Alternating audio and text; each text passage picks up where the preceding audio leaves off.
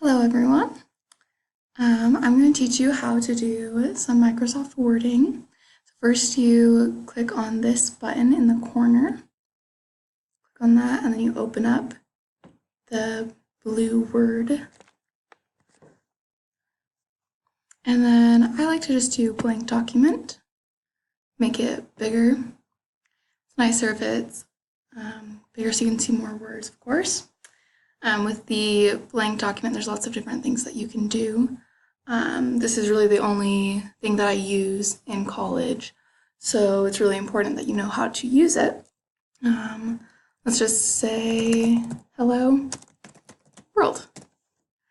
And if you are starting a paragraph, then you can do a tab. That's how I usually just do it. I just do a little indentation for the tab. It works pretty well. And then there's different things that you can do with the words.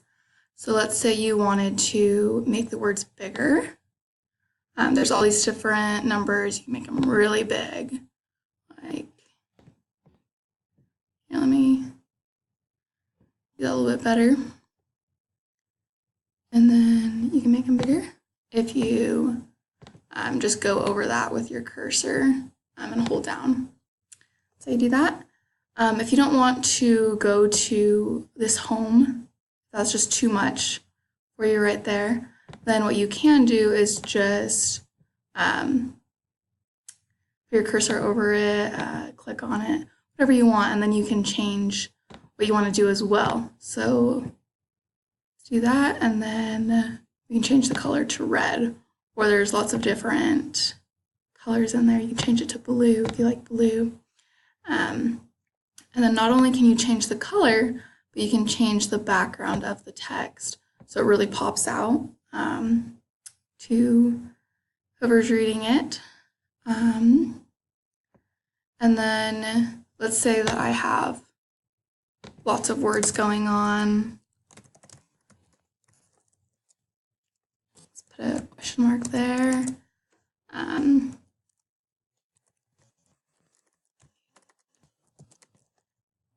So just easy words. You can see that the tab is making the first line indented, and then the other ones are not indented. Another thing that often teachers want is for you to double space everything. So I just copy it all, and then go to home, go over here, the little lines with the arrows, and then I do two, double spaced. Simple as that. It's really nice and handy. If you want to copy and paste something, you can just highlight it, and then you, on your keyboard, you do Control-C, and then go down, you can do Control-V. It's not Control-P like this, Control-C like Control Copy, but then it's Control-V, and that's a little bit more confusing. So the way I remember it is to think of Control, voila, like voila, I now have words, voila. And then it's nice because you can keep doing Control-V and it'll keep pasting it on until you do Control-C on something else. And then it'll only do whatever it was last copied, which is kind of nice. And of course, you should save everything that you do. You can save it under different things, whatever you want. If you want it in like my downloads folder, my English folder, that's what you can save it under.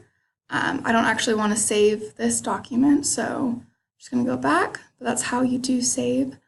If you have any questions, let me know, and I would love to help.